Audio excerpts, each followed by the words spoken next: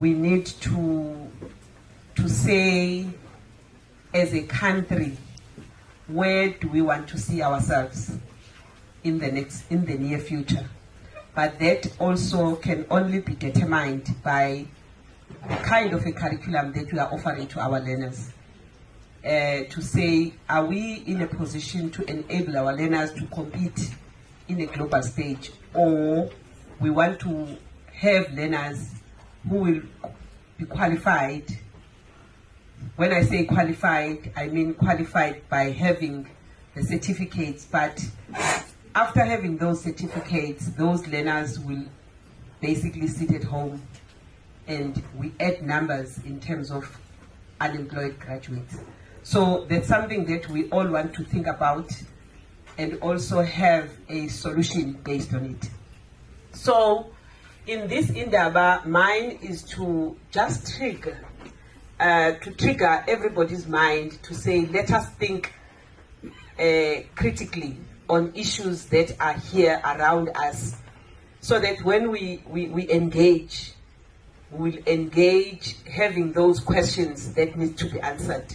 So the purpose of this session, as I'm looking at it, we are actually here highlighting the challenges, of course, and as well as the support that we need to give to our schools, to our teachers, to our learners, to enable our schools to offer mathematics.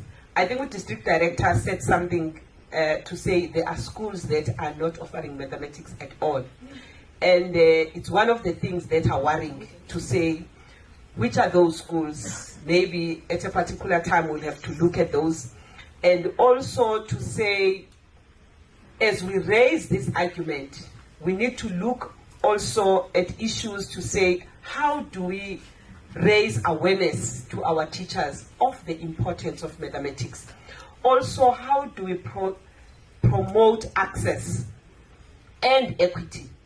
Because when we talk mathematics, it's like when a learner has actually gone to that level of doing mathematics continuously until the end in grade 12, that will open the doors.